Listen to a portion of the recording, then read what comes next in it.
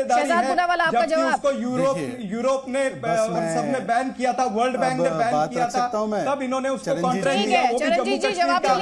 आपने बोल दिया, धीरज रखिए, थोड़ा धैर्य रखिए। आपके सामने बैंक कंपनी जिसे यूएस ने बैन किया, जिसे यूरोप ने बैन किया, जिसे वर्ल्ड बैंक ने बैन किया, जवाब सुन लीजिए। देखिए चरणजीत जी, ऐसा है, सुनिए। मैं डिबेट नहीं करूंगी, मैं सारे पैनलिस्ट को करूंगी। एक सेकंड रुकिए, आप वक्त जाया करेंगे सर। अगर सवाल पूछना है तो जवाब लेना पड़ेगा, और इसीलिए उतने सवाल पूछिए जिनके जवाब 1 मिनट के भीतर मिल जाएं। अगर आप 10 सवाल पूछेंगे और उसके बाद कहेंगे 4 मिनट बाद आके फिर यही सवाल पूछूंगा, तो सर ऐसे नहीं हो पाएगा। मैं बहुत सिस्टमैटिक तरीके से डिबेट करती हूँ सर, हर सवाल का जवाब लेती हूँ, पॉइंट दर पॉइंट डिबेट होती है। प्लीज आप जवाब ले लीजिए सर, प्लीज। चरणजीत सिंह सापरा जी जवाब ले लीजिए, शहजाद पूनावाला का जवाब डालिए स्क्रीन पर।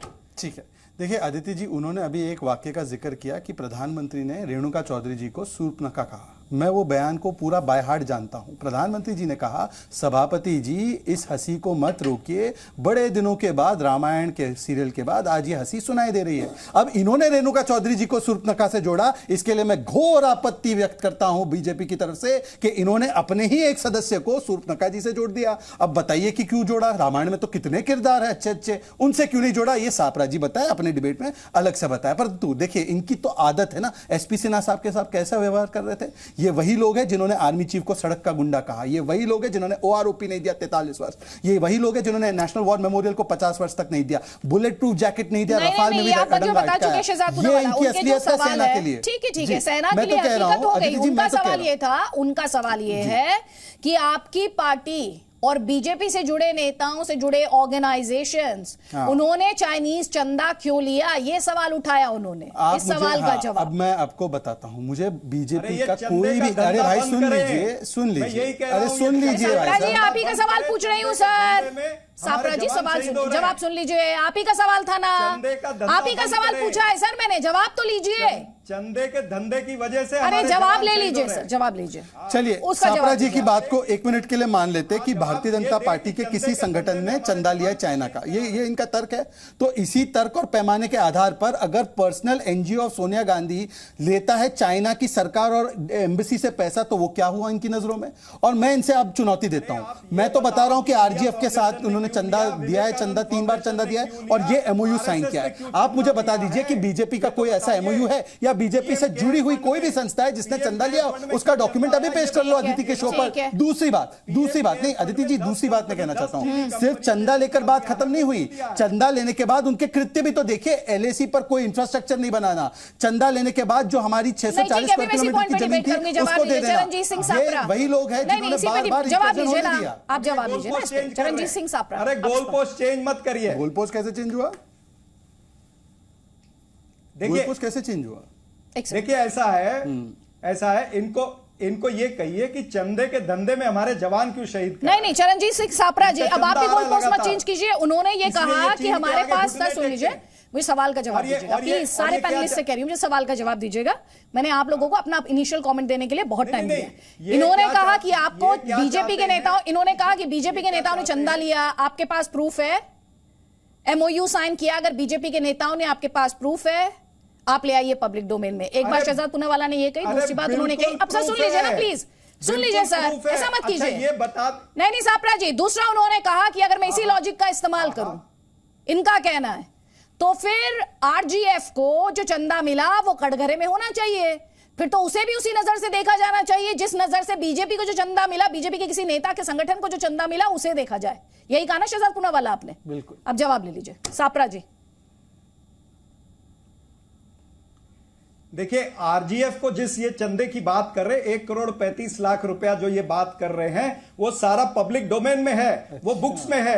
और वो किस लिए है? क्योंकि एक एक्सचेंज, स्टडी एक्सचेंज होता है। भारतीय जनता पार्टी के ये जो इंडिया फाउंडेशन, बताइए स्टडी बताइए, तो डिक्लेयर भी नहीं किया। स्टडी बताइए, सीक्रेट स्टडी नहीं हो सकती ना, स्टडी डिक्लेयर करिए ना कि आरएसएस को कितना चंदा आता है, क्यों आता है चंदा, ये बताइए ना।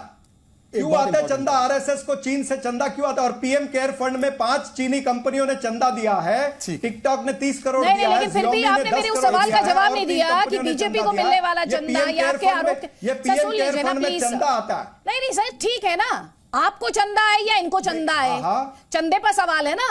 चंदा किसी को भी आए, आपको आए नहीं आए, किसी को भी आए भारत में, उस पर सवाल है ना आपके हिसाब से? मैं ये कह रहा हूं कि जो हमें एक डोनेशन आई है वो डोनेशन पब्लिक डोमेन में है, और वो क्यों है और क्या हुआ उससे वो भी सारा पब्लिक डोमेन में। इन्होंने तो छुपा के रखा हुआ है। आपको इनके चंदा लेने से प्रॉब्लम है या इनकी तस्वीरें नहीं है इससे प्रॉब्लम है? बस इतना मुझे स्पष्ट कर दीजिए। पीएम केयर फंड 15 सेकंड में पीएम केयर फंड में नहीं, एक सेकंड। अब ये आप जो बातें कह रहे हैं, आप कह रहे हैं कि हाँ आरजीएफ ने चंदा लिया, कबूल कर लिया। एक सेकंड बीजेपी सर, आपसे जो सवाल पूछूं सवाल का जवाब दीजिए। आपको इनके नेता, आपने कहा कि हमने हमारी इंफॉर्मेशन पब्लिक डोमेन में, यानी चाइनीज चंदे से प्रॉब्लम नहीं टेके, इसका मतलब कांग्रेस भी टेके क्या? क्या बोल रहे हैं ये? मैं ये आपसे जो सवाल नहीं, मैं दर्शकों की क्लैरिटी के लिए डिबेट करती हूँ भाई।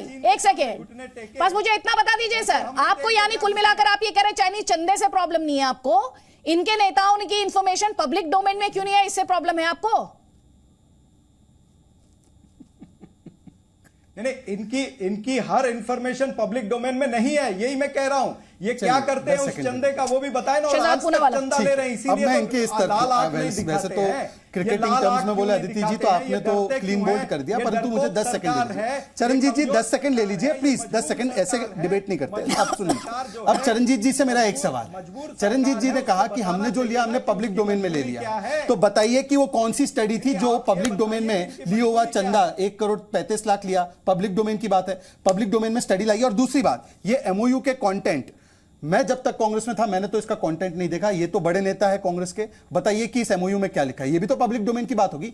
एक पॉलिटिकल पार्टी कोई प्राइवेट में तो कुछ करता नहीं है, और वो तो बुरा मानते हैं सापरा जी इस चीज को। तो अब बताइए पब्लिक डोमेन में ये कौन सा एमओयू है, इसके प्रावधान क्या है ये भी बता दीजिए। चंदे का इस्तेमाल कैसे हुआ और प्रावधान क्या है इस कॉन्ट्रैक्ट के, वो भी बताइए। नहीं, लेकिन उन्होंने जो सवाल पूछा वो आपकी पार्टी के नेताओं को लेकर सवाल था। वो भी मैं नहीं, वो आपकी पार्टी के नेताओं को लेकर, उसका जवाब दीजिए, मैं उससे जवाब ले लूंगी सवाल का। उसका भी जवाब देता हूं। पहले आप उस सवाल का जवाब दीजिए। मैं रिजेक्ट करता हूं कोई भी एलिगेशन के भारतीय जनता पार्टी ने या भारतीय जनता पार्टी की जो कोई भी संगठन है किसी भी नेता की, उसने कभी भी इस प्रकार का चंदा जैसे आरजीएफ में आया उसने लिया है। मैं रिजेक्ट करता हूं। अगर इनके पास प्रूफ है तो केस कर दीजिए, केस करके भी हमारा लाइसेंस भी कैंसिल। ठीक है, मैं एक कमेंट यहाँ पे पहले मैं लूंगी घनश्याम तिवारी का, उसके बाद सापरा जी वापस आपको मंच दूंगी। घनश्याम तिवारी बहुत देर से कुछ एक पॉइंट रखना चाह रहे हैं, उनका पॉइंट पहले। देखिए, अगस्त 27, 2019 को तमाम अखबारों में आर्टिकल छपा कि BJP delegation in Beijing for a week long tour, जिसमें एमपीज थे, विजय चौथाई वाले थे। उन्होंने क्या कहा? उन्होंने कहा कि बीजेपी और सीपीसी ने डिस्कस किया कि किस तरीके से दोनों पार्टीज के बीच में, देशों के बीच में नहीं, कम्युनिस्ट पार्टी और भारतीय जनता पार्टी आपसी संबंध कैसे गाढ़े करेंगे, और उसके अलावा वो कम्युनिस्ट पार्टी से समझना चाहते हैं कि पार्टी के अंदर डिसिप्लिन कैसे किया जाता है, चाइनीज इकोनॉमी और फॉरेन पॉलिसी में जो कम्युनिस्ट पार्टी की भूमिका वो समझना चाहते हैं, और उसके साथ अपनी दोस्ती को और गाढ़ा करना चाहते हैं। ये 2019 अगस्त 27 की खबर है जो पूरे देश ने छापी। उसमें कौन कौन लोग थे मैं आपको नाम बता सकता हूं। अनेक एमपीज, भारतीय जनता पार्टी के प्रमुख नेता। भारतीय जनता पार्टी पिछले 8 साल में चाइना की गोद में बैठी हुई है। ये अगर आज हम इतनी लंबी बहस करने के बाद एक बयान देश के प्रधानमंत्री का नहीं दिखा सकते जहां पे उन्होंने चाइना के विरोध में एक बात भी कही हो, तो ये दुख की बात है कि हमारे सैनिकों को शहादत देनी पड़ती है, लेकिन हमारे प्रधानमंत्री की कि चाइना को आंख दिखाते समय घिघी बन जाती है। भारतीय जनता पार्टी को शर्म नहीं आती जब उनके डेलीगेशंस कहते हैं कि वो चाइना की कम्युनिस्ट पार्टी से अपनी दोस्ती गाढ़ी कर रहे हैं। 2019 में, उससे पहले डोकलाम में चाइना का अग्रेशन हो चुका था। 18 बार मिले हैं देश के प्रधानमंत्री, लेकिन आज तक पब्लिक डोमेन में, चाहे वो ऑफिशियल मिले हो अनऑफिशियल मिला हो, उससे क्या प्रोग्रेस है? सिर्फ उससे चाइना का फायदा हुआ। वो हमारी सीमाओं पर अग्रसर हुई, उसने हमारी जमीन पर कदम रखे, और उसके साथ $100 बिलियन, इस नवंबर की खबर है, $100 बिलियन का व्यापार इन्होंने चाइना को दिया है। 10 प्रधानमंत्री।